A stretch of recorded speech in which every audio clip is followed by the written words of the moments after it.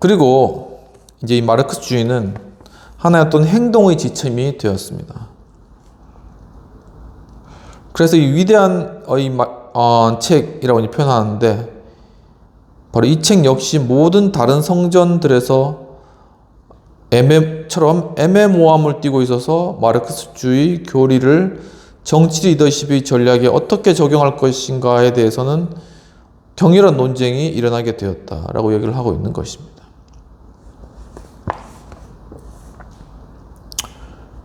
러시아의 혁명가들에게 이 중심이 되었던 문제는 과연 마르크스가, 나중에는 마르크스 엥겔스가 이제 같이 등장하게 되는데, 자신들에게 전면적인 계급 투쟁론만이 아니라 그 근본 교리에서 바로 도출되는 어떤 정치 행동 전략과 정치 리더십 이론을 부여해 주었는가라는 그러한 문제라는 것이죠. 그래서 마르크스 이론에서 분명했던 것은 프롤레타리아로서의 노동 계급으로부터 생산 양식과 생산 수단에 추동되어 일종의 정치 운동이 발생하고, 또한 대규모의 대중에게 제시되어야 한다는 그러한 것이었습니다. 그래서 이 마르크스 엥겔스는 유산 계급의 집단적 권력에 대항하여 노동 계급은 유산 계급이 구성한 여타 구식 정당들과는 차별화되고 대립되는 정당의 형태로 그 자신을 조직화하는 외에는 계급으로서 행동할 수 없다. 그리고 이는 사회혁명을 달성하고 궁극적 목표인 계급 폐지를 성취하기 위해 불가결하다라는 그러한 이론들을, 그러한 말들을 이 마르크스가 자본론에다 써놓고 있었다라는 것입니다. 그런데 그렇다면은 이것은 과연 어떠한 종류의 정당인가라는 그러한 질문을 하게 되시는 것이죠. 이 중산층 지식인들로 구성된 소규모 엘리트 모임? 과연 그러한 모임이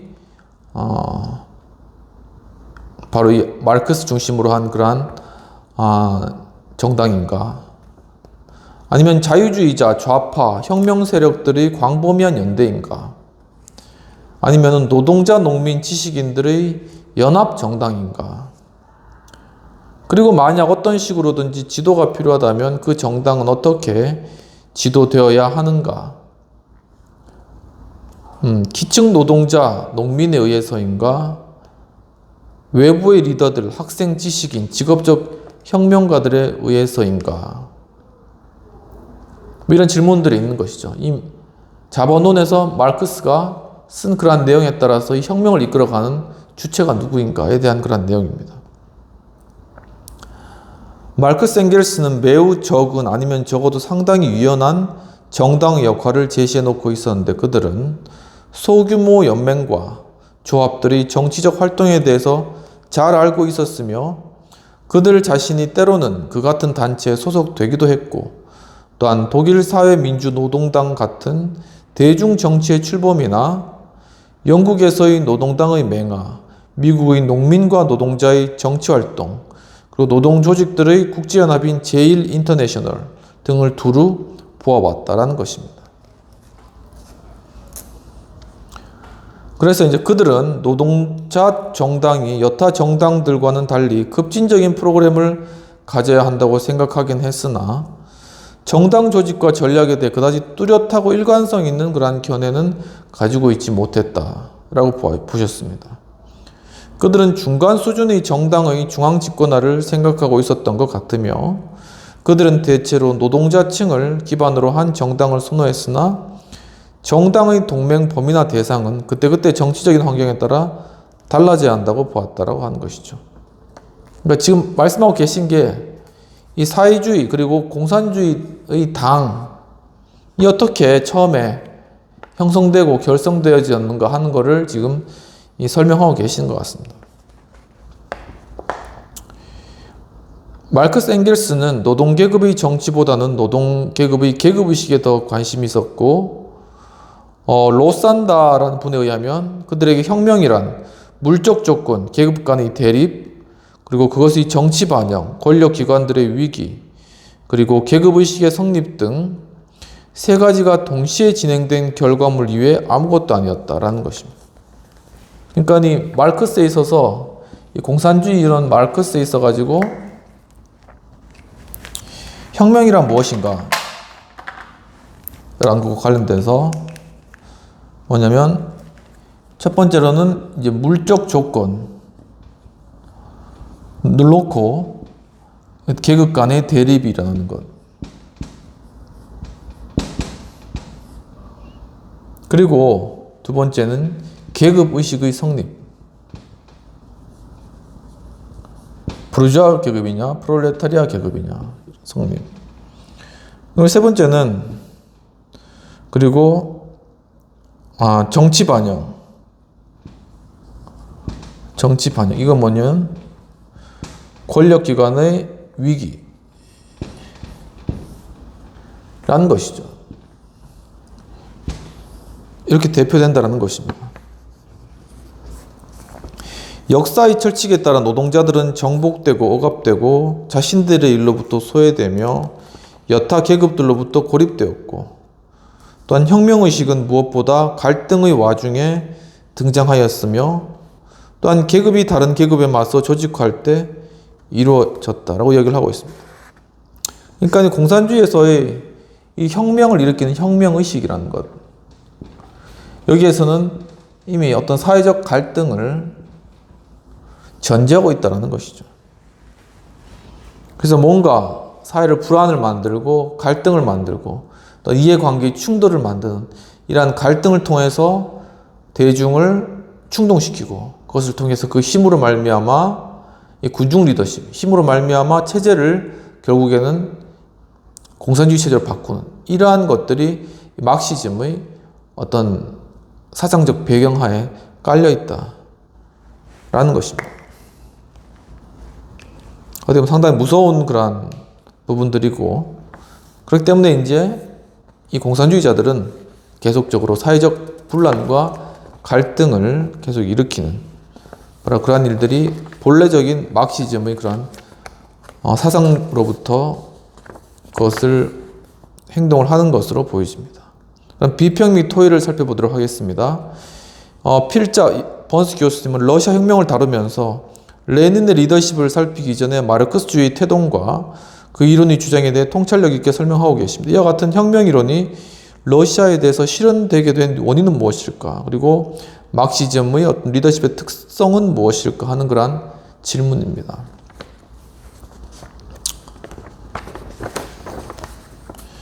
러시아의 그러한 어떤 역사적 배경도 지난 시간에 우리가 공부를 했지만, 사실 짜르 체제가 오랫동안 되었고, 그리고 여러 산업화가 이루어지면서 서구 사회는 산업화가 되어 가고 있었죠. 근데 서구 사회는 사실 오랫동안 어떤 민주주의 체제라든가 어떤 그런 정당의 정치 이런 것에 대해서 많이 훈련이 되고 어떤 갈등 시스템에 대해서 준비가 되었지만, 러시아는 워낙 짜르 체제가 오래되었기 때문에 그런 것들이 미리 준비되지 않았다라는 상황입니다. 왜 그렇게 그럼 러시아가 그런 것들이 늦었을까 하는 것은 좀 의문이 있는데, 아무튼 그렇게 하면서 이제 자유주의자들이 이제 등장하게 되었지만, 그들이 이제 민중들의 관점에서, 사람들의 관점에서 보기에는 국가 짜르와 서로 이제 연합한 그런 입장이 있었고, 그들이 자신들의 이익을 대변해 준다고 보기는 어려웠다라는 것이죠. 상위 계층에 속해 있었으며, 그리고 그들의 지원들을 받았던 그런 자유주의자들에 대해서 사람들은 신뢰를 못한 상황 가운데, 이제 농민들과 노동자들의 그러한 상황들을 긁어주고 이제 알아주는 것과 같이 보이는, 바로 그리고 이제 그들을 통해서 혁명을 이루고자 하는 막시즘이 기반이 된 그런 혁명 세력들이 등장하면서 바로 그 혁명 세력들의 사람들이 다 따라간 것입니다. 그리고 거기에는 또 한 명의 위대한, 정말 거기에는 정말 어떤 냉철한 그런 리더였던 레닌이 자리 잡고 있었죠. 이처럼 굉장히 어떤 사상적 어떤 토대를 가지고, 또한 정말 어떤 지적인 능력과 자신에 대한 철저한 그런 어떤 훈련, 이런 것들로 이제 무장된 그런 한 명의 리더의 그러한 역할을 통해서 이 사회가 완전히 뒤집히고 바뀔 수가 있다 라는 사실입니다. 그러니까 비록 그를 따르는 사람이 많지 않더라도 그런 한 명의 리더가 생겨나게 되면은 그 소수의 사람들이 사회를 바꿔 놓는 것이죠. 뒤집어 놓을 수 있다는 겁니다. 그렇기 때문에 이 소수의 중요성을 알았다라는 측면에서 바로 이 레닌의 리더십이 성공할 수 있었다는 것이 바로 그런 것이죠. 그러니까 이 소수의 사람들은 마치 레닌 아버지와 같이 따르면서 자기 목숨보다 이제 더 내놓고 이제 레닌을 따르는 거예요. 그 막시즘에. 그러다 보니까는 그렇게 이제 완전히 이제 그렇게 된 그러한 상황 가운데서는 느슨하고 별로 이렇게 연합되지 못한 그러한 거대한 규모의 그러한 집단이라도 넘어갈 수 있다라는 생각이 들고, 이제 그렇다면은 이제 우리 자유주의 입장에서는 이제 그러한 어떤 모습들이 사회 곳곳에서 보여질 수도 있는데, 어떻게 하면 그런 부분들이 어떤 사회 체제를 뒤집어 엎거나 아니면 사회 갈등 요소들을 일으키는 것을 잘 통제하면서 사회를 안정되게 유지해 나갈 수 있을 것인가 라는 그러한 하나의 해결책을 찾아가야 된다 라는 그런 생각이 좀 들고요. 그것들을 위해서는 일단은 먼저 이제 자유주의자들이 철학적 분명한 배경 가운데 또 근방 가운데 사람들에게 상당히 호소력 있는 그러한 모습을 보여줘야 된다 라는 그러한 생각입니다. 그러니까 어떤 리더십의 대립에 있어서 중요한 것이 뭐냐면 도덕적인 어떤 리더십을 가지는 것, 즉 도덕적 가치, 도덕적 우위를 점하는 것이 중요한데, 참 우리 사회 가운데서는 이런 도덕적 우위를 많이 잃어버린 것 같다라는 생각이 드는 것입니다. 정말 어려운 상황 가운데 있는 사람들에 대해서 관심을 가지고 또 도와주고 또 그들의 어떤 내면적인 욕구나 필요들을 알고 그 어렵고 힘든 처지를 이제 안아주면서 나아가는 어떤 그러한 모습이 과연 이 자유주의자들 가운데 있는가? 자유주의적 지식인들 가운데 나타나는가? 그러한 리더십 가운데 과연 보여지는가? 라는 것이죠. 아니면 도리어 이 기존의 기득권, 그리고 아니면은 자신의 어떤 축제, 재물을 쌓는 것, 이런 것들에 관심이 있어서 사람들의 필요와는 동떨어진 그러한 하나의 어떤 클래스적인 그러한 삶을 살아간다면, 그리고 그러한 모임이 바로 자유주의적 그러한 사람들의 모습으로 비춰진다면은 당연히 도덕적인 우월성을 잃어버리게 되고, 그러면 상당히 그 다음에는 어려움을 겪을 수 있다. 왜냐하면은 그만큼 어떤 도덕적 어떤 우월성을 점하려고 하는 그러한 과거에부터 있어 어떤 막심이라던가 아니면 기타 그 외 다른 여러 가지 사회를 뒤집어 놓을 수 있는 그런 것들이 많이 있기 때문입니다. 그러니까 요약해서 말한다면 내 스스로가 먼저 잘 해야 된다. 그리고 깨어 있어야 된다. 공부해야 된다. 사람들의 필요를 살펴야 된다. 라는 것으로 요약될 수가 있겠습니다. 그러면 세 번째로는 구체적으로 이 레닌에 관한 인물에 관해서 살펴보도록 하겠습니다. 자리가 많네요. 쓰면 되겠네요.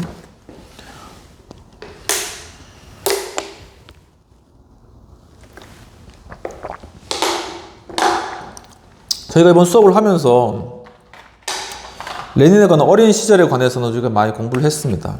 그러니까 레닌이 이제 있으면서 자기 굉장히 어떤 엄격한 그런 가정 가운데 이제 자라났고, 또한 그 부모님이 또 이제 어머니가 굉장히 또 레닌을 아끼고 뭐 그렇게 하는 그런 상황 가운데 이제 자라난 그런 인물이고, 그러면서 상당히 이제 학적으로도 이제 뛰어나고, 또 자기 형이 또 이제 어떻게 뭐 해가지고 혁명 분자로 몰려가지고 이제 죽게 된 것이죠. 이런 여러 가지 어떤 그의 성장의 배경들이 있습니다. 이런 것 가운데 이제 레닌이 그 가운데 공부를 하고 자라나면서 이제 근본적인 어떤 이 러시아 사회의 그런 문제점을 인식하면서 이렇게 해서는 안 되겠다 하는 그런 의식들을 가지게 된 것이죠. 그 마르크스 이론에서 계급의식은 자연적이고 내적으로 객관화될 수밖에 없는 어떤 것인가, 아니면 의도적인 인위로 구성되는 것인가는 분명치 않은데, 이 모호성은 중대한 실질적 중요성을 갖는 정치 문제로 연결되며, 프롤레타리아가 계급의식의 고양 과정에서 자체적으로 혁명 조직을 수립해서 그것에 의지하는 것이 가능한가, 아니면 프롤레타리아 외부의 리더들에 의해 계급의식이 고양되고 각성되고 자극을 받아 첨예화되는 쪽이 바람직한가? 라는 그러한 질문을 던지고 있습니다. 그러니까 뭐냐면, 저도 잘 모르지만은 과정이 이렇습니다. 그러니까 외거에 이제 왕권이 있겠죠. 이게 왕권이. 권력이 독점입니다. 그 다음에 다음에 자라나는 것들이 이제 상인들 계급들, 돈을 가진 사람들이 이제 이 부르주아들이 탄생한다라는 것이죠. 그런데 이 사람들이 자신이 권력을 가지니까 이 왕권을 몰아내는 이런 과정들을 자신의 권력을 점하기 위해서 하는데, 이것을 제가 잘 모르겠지만 아마 이것이 부르주아 혁명이라고 부르는 것 같습니다. 그리고 그 다음에 이런 일들이 일어나면서 그 다음 가운데 뭐가 일어나면은 이 프롤레타리아들이 생겨납니다. 노동자 계급인 거죠. 이들은 이 부르주아들이 이 사람들을 통해서 생산 수단을 가지고 이들을 이용해서 많은 그런 생산품들을 하면서 이들은 굉장히 큰 부를 축적하지만 이 사람들은 여전히 어려운 상황 가운데 자라나는 겁니다. 하지만 이 사람들이 인구가 많잖아요. 사람들이 많으니까 이 사람들이 이제는 단결하게 되는 것이죠. 단결. 그러면서 여기서 이 부르주아 계급과 프롤레타리아 계급으로 이렇게 나눠지는 이러한 상황이 발생하고, 그렇다면 이제는 이 상황 가운데서 마지막으로 이 프롤레타리아가 혁명을 일으켜서 이 부르주아를 몰아내고 이 프롤레타리아가 중심이 되는 사회가 되는, 이것이 바로 사회주의 사회다. 공평하게 나눠 갖자. 이런 것으로 제가 이제 인식을 하는데, 맞는지 잘 확신은 없지만 책을 읽었을 때 이렇게 느낌을 받았다는 것을 말씀드리겠습니다. 그래서 결국 이제 이 프롤레타리아의 개혁을 하는데, 이것을 이 프롤레타리아들, 노동자들 계급에 그냥 맡겨서 이것이 자연스럽게 결국은 부르주아 세력을 몰아내고 사회주의를 만드는 이런 과정으로 갈 것인가, 아니면 여기에 인위가 필요한가, 누군가가 나서가지고, 인위죠. 누군가가 나서가지고 이것들을 리더십을 가지고 이루어야지 이게 촉발돼서 이루어지는가 하는 것에 대해서는 의견이 나누어지는데, 본래 순수 마르크스 주의자들은 거기에 인위적인 어떤 것을 감행하는 자체가 막시즘의 그냥 원래 원칙을 반하는 거다. 결국 역사의 원칙에 따라서 이러한 현상들이 당연하게 발생하게 될 것이다 라는 것이 막시즘 주의 이론이고, 하지만 레닌은 이거 놔뒀다가 어떻게 이렇게 되느냐, 누군가 가가지고 아주 강하게 밀어붙여가지고 이들을 다 몰아내고 프롤레타리아 사회를 만들어야 된다 라고 주장하는 게 레닌인 것입니다. 그래서 전자 같은 경우에는 결국 이 멘셰비키에 해당되는 것입니다. 멘셰비키. 사회노동당, 사회주의 당이었죠. 러시아에. 멘셰비키에 해당되고, 레닌 같은 경우에는 볼셰비키라고 되는 거죠. 볼셰비키. 굉장히 급진적이죠. 그런데 나중에 1917년에 이 볼셰비키가 러시아를 잡게 되고, 그것이 볼셰비키 혁명이라는 겁니다. 그래서 이 당 이름도 공산당으로 바꾸고, 그리고 이제 러시아 국가를 소비에트 연방으로 이렇게 만드는데, 근데 거기서 레닌은 그렇게 하고 난 뒤에 한 5년인가 지나서 죽습니다. 자신의 혁명의 결과를 자신이 따먹지도 못하고, 그 다음엔 스탈린으로 넘어가는 이러한 과정으로 그려지는데, 정확한 것은 아마 좀 더 살펴보면 되지 않을까라는 생각이 들고요. 아무튼 그래서 이 자발성의 문제가 중요하다. 이런 과정들 강에서 스판테니어티, 결국 이 자발성의 문제가 발생한다는 것입니다. 일부 혁명 리더들은 자연스럽고 필연적인 과정을 외적으로 강화하려는 시도들은 비마르크스적이고 비민주적이라는 그런 의견을 내놓았습니다. 여기에 대해서 레닌은 이를 맹렬히 반대하는데 그는 제2의 혁명 전략론을 내놓았습니다.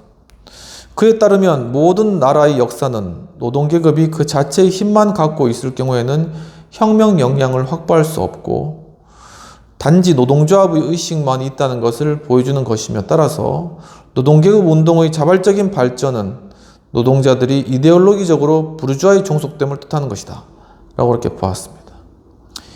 이 격언은 레닌의 논문을 쓴 게 있는데 무엇을 할 것인가, 논문 이름도 굉장히 특이하죠.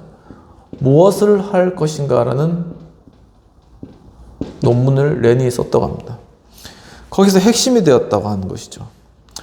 몇 번이나 그는 이 중심 포인트로 되돌아가곤 했는데 노동자들은 개혁, 노동조합주의, 그리고 부르주아 측과의 타협 등 즉각적 성과를 볼 수 있는 대안들에 유혹당하기가 굉장히 쉽기 때문에 만약에 노동조합에게 노동자들에게 그냥 자발성, 스판테니어티, 자발성을 인정한다면 공산주의는 완전히 불식되고 말 것이다.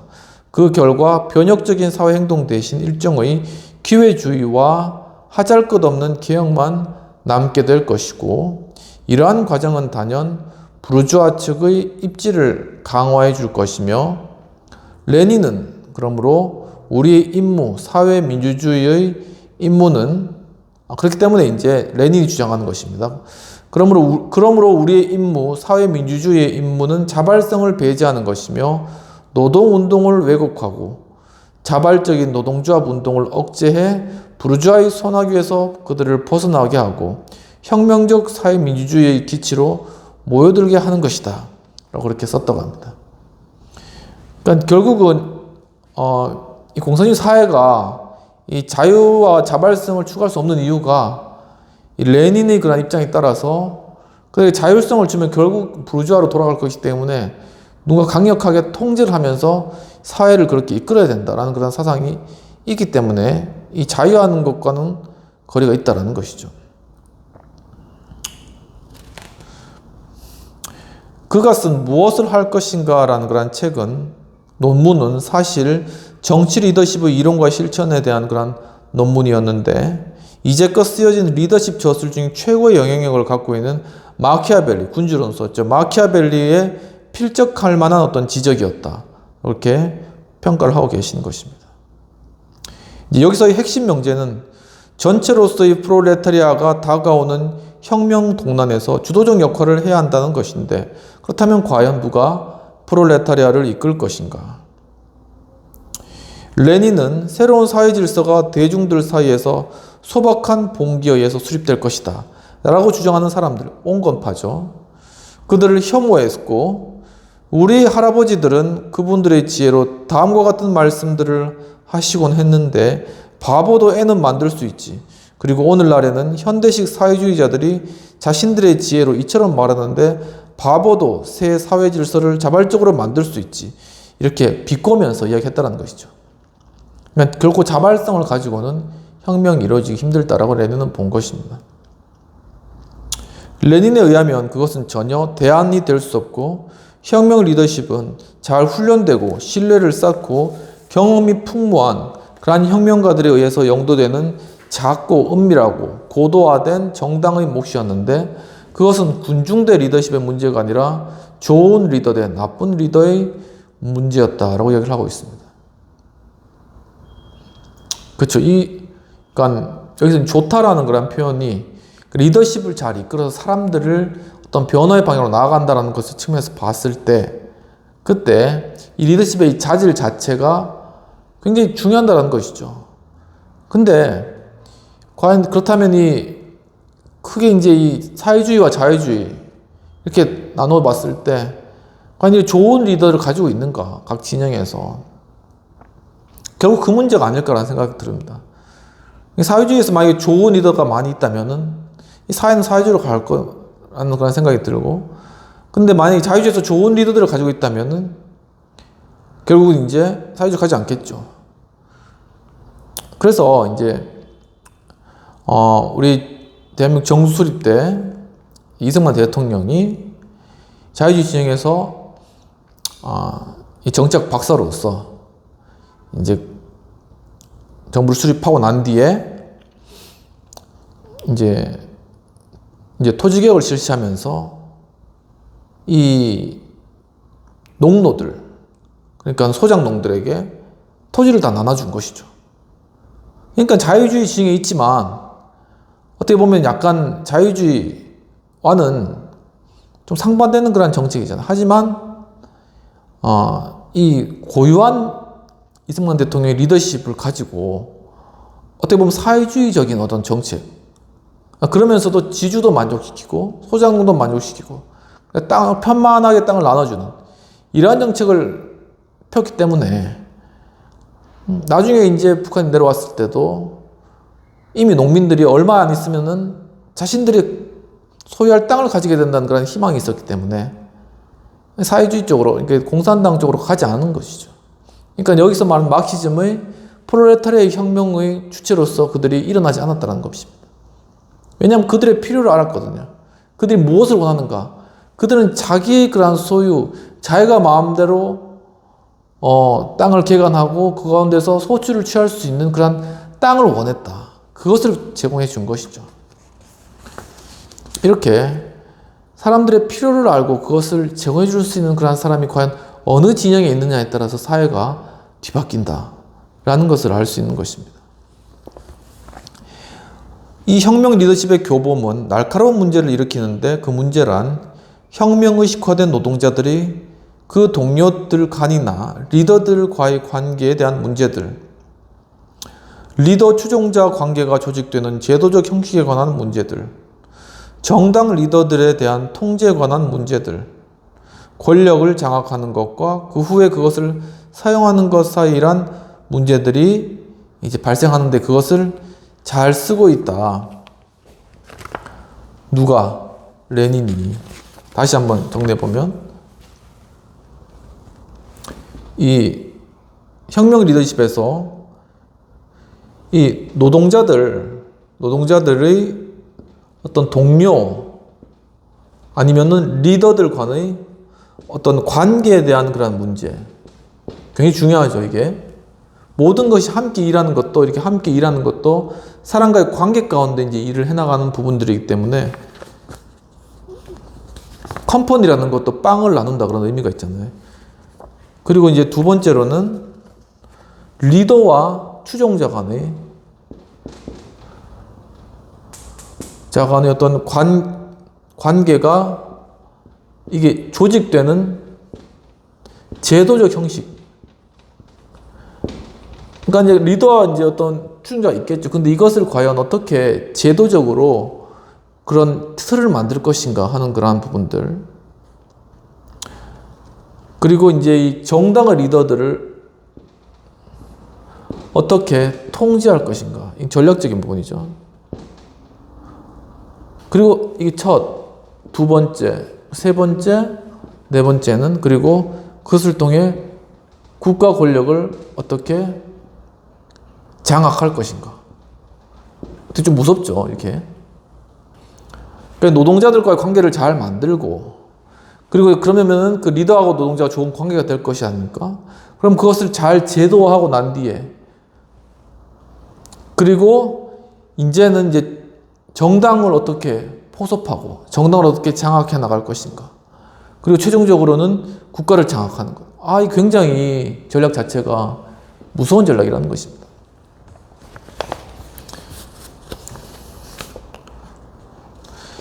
이 논문은 명료하게 이해될 수 있는 혁명론을 제시했기 때문에 막강한 영향력을 가질 수 있었으며, 이 이론의 핵심은 갈등에 일정 역할을 부여하는 것이었는데, 혁명적 노동계급의 요소는 어떤 자연력에 의하여 프롤레타리아 의식을 획득하는 것이 아니라, 혁명 지도부가 그들에게 혁명운동의 핵심은 권력투쟁이라는 것, 그리고 계급 간 적대는 피할 수 없으며, 그리고 부르주아 권력과 프롤레타리아 권력 간에는 어떤 제3의 길도 없다는 것을 보여주면서 비로소 획득되는 것이다. 일단 한번 이제 무엇을 할 것인가라는 논문에서 뭘 주장했는지 다시 한번 살펴보면은, 첫 번째는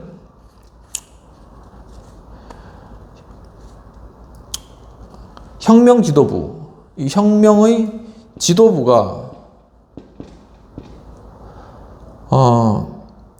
그들에게, 이제 노동자들에게 이 혁명 운동이라는 것은 결국 권력을 투쟁하는 것이다, 이것을 이제 알려주는 것이고, 두 번째는 그리고 계급 간의 어떤 적대, 부르주아 계급과 프롤레타리아 계급은 이거는 불가결한 것이다, 피할 수 없다.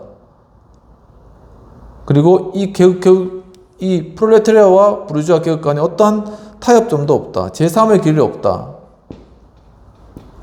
그러면서 결국은 뭐냐면은 아까 말했듯이 갈등을 불러일으키는 것입니다. 가장 그 핵심이 갈등이에요. 그렇게 봤을 때 자유주의와 차이점이 뭐냐 하는 것을 살펴볼 때, 저희가 이제 리더십 공부에서 많이 우리가 다뤘듯이 이 자유민주주의 체제 하에서 이 갈등의 시스템이 있습니다. 이거 뭐냐면은 정당을 통한 것이거든요. 정당을 통한 것이고 의회에서 이루어지는 것입니다.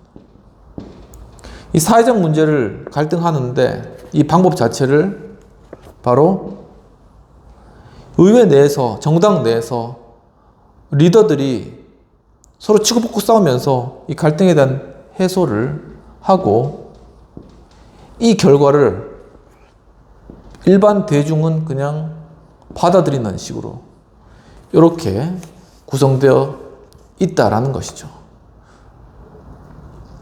바로 이러한 갈등 시스템을 통해서 문제를 해결하고, 그리고 이 의회의 구성은 모든 사람이 동일하게 한 표씩을 행사하는, 동일한 평등권을 행사해서 자신의 어떤 투표의 자유에 따라서 투표하는 이런 갈등 시스템을 가지고 있다는 것입니다. 그런데 사회주의는 이 갈등을, 이 의회 내의 갈등과 정당 간의 갈등에서 벗어나서 이 유산 계급과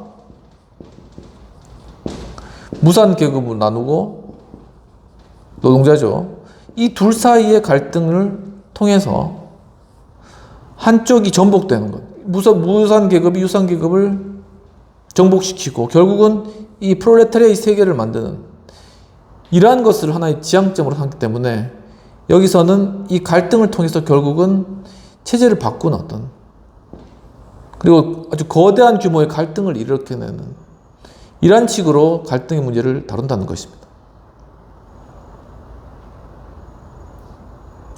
그렇기 때문에 보면 자유민주주의적인 어떤 갈등 시스템에서 항상 갈등이 존재해요. 그리고 그 갈등이 허용됩니다. 이것은 갈등을 허용합니다. 하지만 사회주의 체제 내에서 갈등을 허용하지 않는 것이죠. 결국은 프롤레타리아가 유산계급을 해서 혁명을 일으키면 그 다음에는 갈등이 끝나는 겁니다. 갈등은 없어지고 프롤레타리아를 위한 천국이 이루어지는 것이죠. 그런데 거기서 이제 갈등을 일으키는 것은 완전한 반동분자로 지키기 때문에 즉각적인 처형의 대상이 되는 겁니다. 그렇기 때문에 여기서는 자유라는 게, 그리고 자발성이라는 게 존재할 수가 없는 것이죠. 이렇게 비교해 볼 수 있겠습니다. 그래서 전술 차원에서 레닌은 동맹이나 연합 노선을 버리고 혁명운동의 기반을 최소화하여 그것을 보다 작고 강하고 이념적이고 혁명적이게 만들 것을 제안하였다 합니다. 굉장히 똑똑한 사람이죠, 이 사람이. 그러니까는 본질을 본 겁니다. 수많은 사람들, 그리고 수많은 대중들이 떠들고 불만을 표현하고 하는 것들, 거의 대표적인 게 뭐겠습니까? 프랑스 혁명이죠. 프랑스 혁명. 대중 군중 리더십에서 이제 휩쓸려 가지고 서로 죽고 죽이고 처형하고 난리를 치는 어떤 그런 바로 그냥 또 군중 리더십 그렇게 된다. 응? 뭐 질서는 것 없고. 그런데 레닌은 그 다수 아무리 많아봤자 소용없다. 몇몇의 소수, 작고, 그러니까 이 군대에서도 이제 소대 단위가 있잖아, 소대 단위. 그러니까 전투 단위는 작고 서로 빨리 움직일 수 있는 그런 단위가 돼야지 전투에 효과적이거든요. 그러니까 이걸 아주 잘 파악했다라는 것입니다. 작고, 그 다음에 강하고, 훈련을 또 잘 받아야죠. 그리고 이념적이고, 그러니까 어떤 하나의 목표에 대해서 그것을 향해서 가겠다라는 그냥 강한 신념을 가지고 이념적인 준비가 되어 있었다라는 것. 그리고 혁명적이고, 내가 이것을 위해서 정말 뒤집겠다, 한번 뒤집겠다. 이렇게 되면은 이게 소수지만 강력한 그런 힘을 나타낸다는 것을 이 레닌은 천재가 적인 어떤 기질로 알고 있었다라는 것입니다. 그러니까 이런 것들을 우리가 봤을 때 보고 넘어가거나 하는 것이 아니라, 그렇다면 과연 우리 사회를 우리가 지키기 위해서 우리가 어떻게 정말 이 변화와 개혁들을 이루어 나갈 것인가 하는 그런 측면에서 바로 이러한 것들을 배워야 된다는 것이죠. 그러니까 사상을 배우라는 것이 아니라 이런 조직 구성이나 이런 전략들을 배워야 된다는 거죠. 사회적 문제에 있어서 주도권을 가지고 그것을 헤쳐나가고 여론을 조성하고, 그리고 정말 그래서 우리의 가치를 실현하기 위해서 바로 이러한 조직들을 구성하고 그것을 만드는 것들, 그런 것들이 중요하다는 것이죠. 누가 이런 것에 대해서 그러면 할 것인가? 바로 이런 그런 리더십이 세워져야 될 것인가? 우리 숙제인 것이고, 이미 또 이제 여러 다른 진영에서 이미 이런 것들 다 하고 있는데, 이미 이런 것들을 이미 아주 성공적으로 해나가고 있는데, 그래서 이미 이제 사회주의적 관점에서 이 사회를 보는 사람들의 입장에서 보면은 이 사회는 이 마르크스주의의 그러한 뜻대로 가고 있다는 것입니다. 처음에 왕이 있었고, 그 다음에 산업화를 겪으면서 유산계급이 생긴 것이죠. 그리고 이제 공정에서 일하는 수많은 노동자들이 생긴 겁니다. 그대로 가고 있어요. 그럼 다음번에 할 건 뭐냐? 이 노동자들을 합쳐가지고 유산계급을 물리치고 사회를 프롤레타리아 사회로 만드는 이런 과정 가운데 지금 이 사회가 있다라고 사회주의 관사자들은 그렇게 생각하는데, 객관적 입장에서 봐도 실제로 그런 것 같거든요. 설명이 되거든, 지금 상황 자체가. 그러니까 저도 이거 보면서 좀 놀랐는 게, 야, 이거 진짜 이 과정은 그냥 마르크스가 이야기했던, 이 자본론에서 이야기했던 이 과정이 지금 우리 사회에서 실현되고 있는 그런 것들이 보여진다는 것입니다.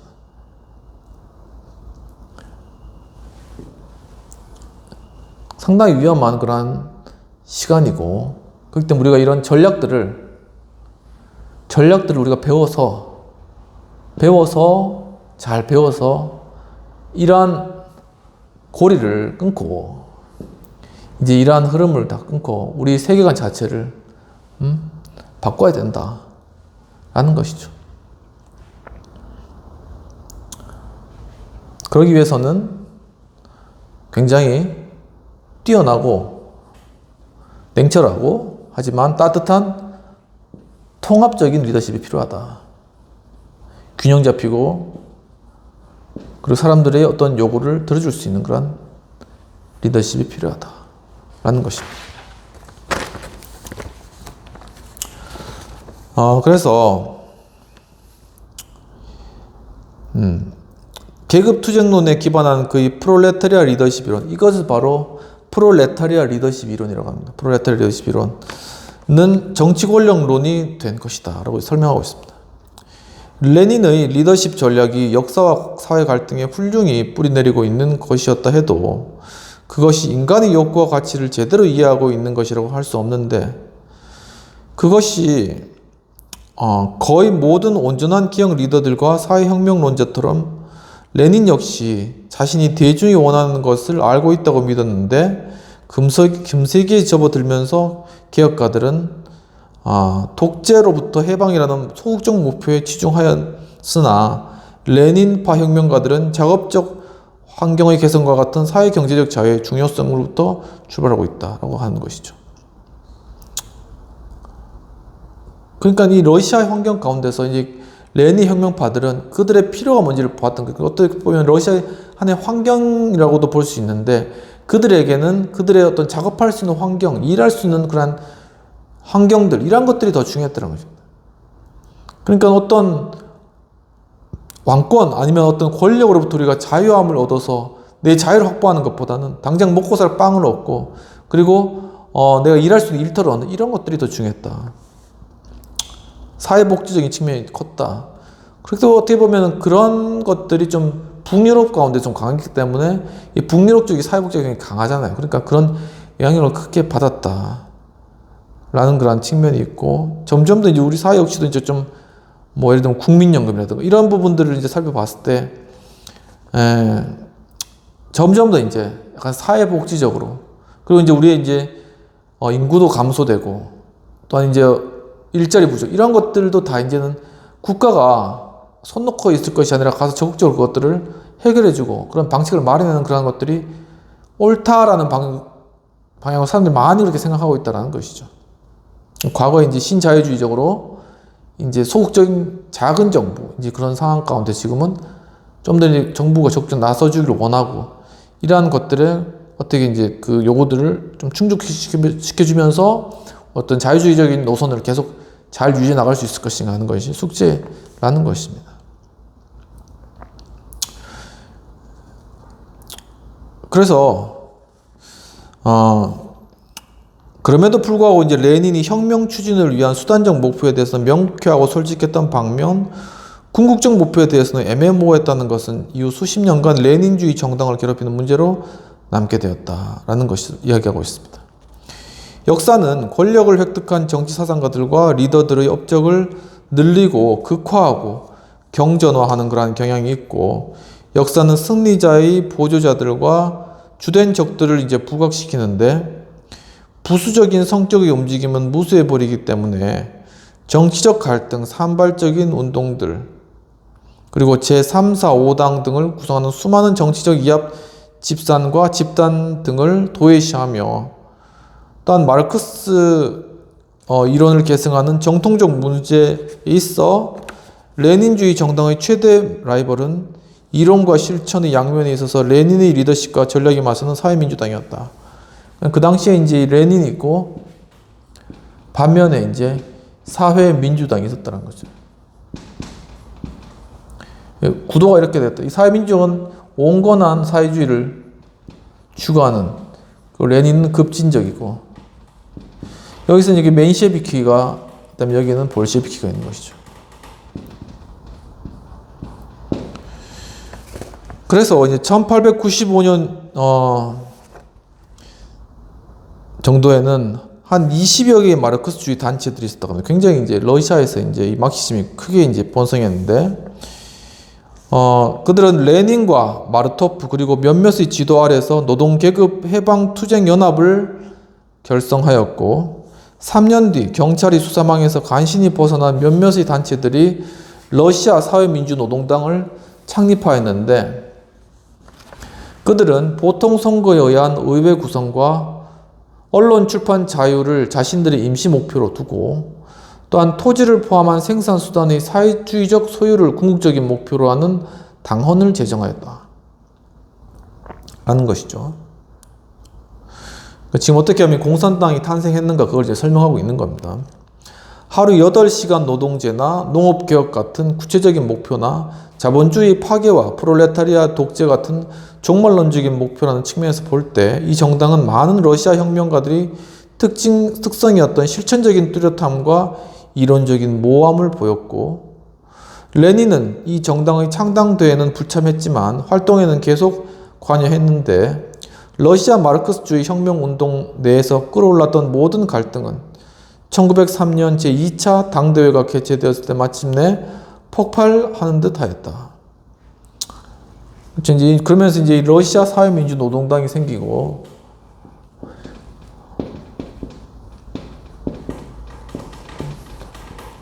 그리고 이제 1903년에 제2차 대회를 개최했는데, 이게 원래는 이제 벨기에의 브뤼셀에서 이제 했다가 경찰들이 따라오자 이걸 런던으로 옮겨가지고 하고, 거기에 이제 50명의 어떤 대의원들이 있었다고 합니다. 50명 대의원들. 근데 그 중에 진짜 노동자는 4명뿐이 없었다. 웃기죠? 그래서 레닌은 바로 그 대회에 참석해 대회를 노선과 전략을 두고 양분하는 그 2차 당대회 때 이 러시아 사회민주노동당이 레닌이 들어가가지고 이걸 양분시켰다고 해요. 어떻게 보면 혁명적인 아주 급진적인 파와 온건적인 파로 이렇게 양분시켜버렸다는 것이죠. 그래서 이제 연합대회는 반목과 갈등으로 찢어지고 당은 두 갈래로 갈라지게 되었다는 것입니다. 당장 불거진 문제는 이스크라지에 대한 어떤 편집권 문제, 이런 것들이 있었다고 이야기하고, 혁명 전략의 표명과 관련한 이견이 그 배경이 되었는데, 멘셰비키들은 온건파들이죠. 그들은 마르크스주의 사관에 입각한 독재 체제가 부르주아 혁명에 의해 전복된 다음 상당 기간을 거친 뒤 진정한 혁명인 사회주의 혁명이 발생된다고 믿고 있었으며, 부르주아적 개혁과 시민권 양량의 시기에 노동자들의 숫자나 실력 면에서 성장할 수 있다고 보았던 것입니다. 이것을 설명드리는 겁니다. 여기 설명드렸던 것처럼 먼저 이제 독재를 물리치는 부르주아 계급들이 성장하고, 이제 그 과정 가운데 노동자들이 성장하면서 그 숫자가 많아지잖아요. 그러면서 두 계급 간의 어떤 차이가 나타나면서 이 프롤레타리아 계급이 부르주아 계급을 물리치고 이제 프롤레타리아의 독재가 이루어지는 이런 것들을 순수 마르크스주의, 그리고 그 가운데 상당한 시간이 걸린다. 하지만 역사의 흐름에 따라 반드시 그렇게 된다. 라는 것이 이제 순수 마르크스주의인데, 레닌은 그것과는 전적으로 이것을 반대하고, 그는 사회주의 혁명은 무장 봉기와 내란을 통해 성취할 수 있는 것이지 노동조합과 자유주의자들 간의 협력으로는 성취될 수 없는 것이다. 라고 믿었다는 것. 반대로 말하면은 이 마르크시즘 자체는 어떤 그런 자유주의 측면과 또한 이렇게 서로 이렇게 좀 여기 협력이라고 했는데, 노동조합과 자유주의자들 간의 협력, 이런 것들이 약간 전제되어 있는 그런 이론이라는 것을 이것을 통해서 알 수 있는 것이죠. 그러니까 먼저는 자본주의 어떤 부르주아의 개혁들이 이루어지는 것, 이건 하나의 보면 어떤 자유주의적인 측면인 것이죠. 그게 되고 난 뒤에 그 뒤에 이제 프롤레타리아 계급이 이제 들어오니까는, 그러니까 이런 어떤 과도기적인 측면에 있어서는 어떤 자유주의야 아니면 어떤 노동 계급의 어떤 협력이 그 가운데 있다라는 어떤 측면이 있다라는 것입니다. 그래서 이제 많은 어떤 국가에서 노동당이라고 또 있고 이제 그런 측면이 있잖아요. 노동자들을 위해서. 이제 그런 것이 이제 이런 측면에서 이제 존재하는 것이죠. 어떤 서로 협치되는 측면들이 있다라는 것입니다. 하지만 레닌은 이것을 완전히 부인한 것이죠. 노선상의 모함과 갈등의 와중에 리더십의 일종이라고 할 수 있는 행동주의가 튀어나왔는데, 그러니까 일단 움직이는 것이죠. 행동주의. 레닌에게 중차대한 문제는 노동계급이 부르주아의 보조적 상태에 활동할 때 이 보조적 역할이란 독재에 대한 공권력에서는 막강하지만 정치적 의미는 어떤 떨어지는 그러한 것이죠. 그러니까 이게 노동계급이 굉장히 숫자도 많고 하니까는 이들이 한 어떤 독재계급, 어떤 독재적인 자에 대해서 그에 대해 반항하고 거스르고, 또한 그것에 대해서 이제 독재를 막는 이러한 역할들은 굉장히 잘 하지만 결국은 이 부르주아의 어떤 지시나 아니면 거기에 어떤 종속되어 있는 것으로부터는 이 프롤레타리아가 떨어져 나올 수 없다. 혁명이 결실을 맺을 수 있는가? 라는 그런 질문 던지고, 아니면 노동계급이 민중혁명의 핵으로 활동해야 하는가? 였죠. 그러면서 이제 레닌은 맨셰비키에 대해서는 함께 투쟁하기에는 믿음직스럽지만 지도력을 맡길 수는 없다고 폄하했다라는 것인데, 그렇죠. 그러니까 온건하게 이렇게 사회주의적으로 개혁해 나가는 것에 대해서 이 독재를 막고, 그렇게 이제 혁명하는 데 있어서는 도움이 되지만 이들이 주도권을 쥐고 나아가면 혁명은 축도 없다, 아무것도 안 된다 라는 의견인 것입니다. 그리고 이제 또 일부 지역에서는 양분화된 사회민주당이 사회혁명파에서 또 분열되는 그런 현상이 일어나게 되는 것입니다. 좀 급진적이죠.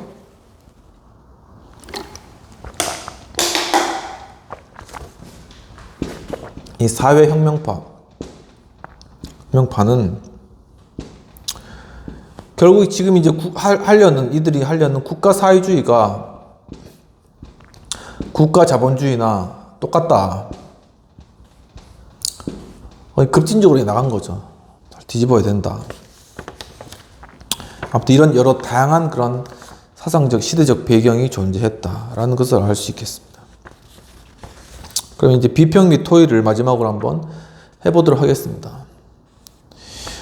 필자는 번스 교수님은 레닌의 활동과 함께 당시 러시아의 사회주의의 다양한 분파들을 상세하게 다루면서 어떤 맨셰비키와 볼셰비키 어떤 대조적인 그런 문제를 보여주고 있습니다. 또한 레닌을 통해 혁명 리더십으로 성공할 수 있었던 특성들을, 그의 성격적인 측면들을 부각시키며 나타내고 있는데, 예를 들면 그가 어떤 대중에 휩쓸리지 않다라던가 아니면은 어떤 타협이나 어떤 협상의 그런 여지들을 남겨두지 않았다는 그런 측면들, 그런 부분들이 좀 특성으로 잘 보여주고 있는 그런 것들이 있는 것이죠. 그렇다면 이제 결국 러시아에서는 자유주의는 이러한 사회주의 물려서 실패했는데 그 원인은 무엇일까 하는 것을 보면서 그래서 좀 경각심을 받아야 되지 않을까라는 생각이 듭니다. 결국은 이제 이것이 하나의 어떤 리더십 싸움이고, 이 가운데서 정말 이 대중의 사람들의 마음을 얻을 수 있는 그런 리더로서 그런 리더들을 세우는 것, 그리고 그런 리더가 그 진영을 이끄는 것, 이러한 것이 결국 승리를 이끄는 그러한 길이라는 것이죠. 이제 그러한 상황 가운데서 그렇다면 정말 어떤 전략과 전술을 가지고 갈 것인가 라는 측면에 있어서 정말 레닌이 취했던 그 논문에서 이야기했던 것처럼 소규모의, 그리고 강하고, 그리고 그냥 이면적이며 혁명적인 그런 사람들이 지금 상당히 우리에게도 필요하다라는 것이죠. 왜냐하면 지금 사회를 봤을 때 진짜 말 그대로 막시즘과 같이 이 사회가 독재가 물러가고, 그 다음에 사회가 산업화되고 많이 부해졌지만 빈부가 있는 격차가 커지면서 사람들이 불만족하고 있는 거예요. 그러니까 딱 그 모습입니다. 이제 그러면서 이제 좀 더 이제 레닌주의적인 그런 볼시피키적인 생각을 가진 사람들은 이러한 사람들의 그런 마음을 가지고 뒤집어 볼까라는 그런 생각도 많이 가지고 그런 시도들도 많이 하고 있는 그런 상황이라고 생각됩니다. 바로 이러한 하나의 어떤 흐름들을 막고 우리가 가진 어떤 가치를 지키기 위하여서 어떻게 행동해야 될 것인가 하는 것은 도리어 이와 같이 레닌의 이론에서 얻을 수 있는 것 같아요. 정말 우리의 가치를 이념적으로 분명하게 확신하고 그것을 위해서 행동을 취할 수 있는 그런 마음을 가지고 있으며, 또한 정말 소규모이지만 강하게 연결되어 있는 그러한 사람들을 통하여서 일들이 이루어지지 않을까라는 그러한 생각이 듭니다. 그리고 그러한 일들은 지금도 이루어지고 있고, 또한 그런 것들을 또한 많이 공감하고 있을 것이라고 생각됩니다. 그래서 우리 이 리더십 수업을 통하여서도 이러한 필요성들을 함께 인식하고, 또한 우리가 러시아의 그러한 개혁 과정들을 보면서 우리가 반추를 삼아서 참 우리 대한민국에 살면서 우리 정말 안정적인 그러한 우리나라의 유지 및 발전, 그리고 경제적인 그러한 발전과 향후 영구적인 그러한 또한 발전과 세계 가운데서 우리가 또한 앞서 나아가기 위해서 우리의 어떤 체제적인 측면에서 어떻게 이런 것들을 준비하고 정치적인 안정과 또한 이런 갈등 시스템 가운데서도 우리가 우위를 점하며 나아갈 수 있는 그러한 길을 어떻게 나아갈 수 있을지 하는 것들 함께 토의하면서 또 함께 고민해 볼 문제라고 생각합니다. 오늘도 장시간 또 함께 해주신 여러분 감사합니다. 한 주간도 평안하시고 9월 추석이 있는데 풍성한 그러한 마음 가지시고 많이 쫄이잖아요. 막 부족한 것도 많고 또 여러 가지 또 지금 마이너스 통장 한도도 줄인다 하는데 지금 답답한 마음 있으신 분들도 많이 계실 것 같습니다. 뭐 저를 포함해서 그렇지만은 이 가을이고 또 추석인데 이때만큼은 또 한 해 풍성하게 또 지금까지 있게 해주신 그런 풍성함을 감사하면서 또 우리 부모님들과 친척들과 함께 이런 것들을 나누면서 마음만은 풍성한 그런 우리 9월이 됐으면 좋겠다라는 생각이 듭니다. 네, 장시간 시청해주셔서 감사합니다. 감사합니다.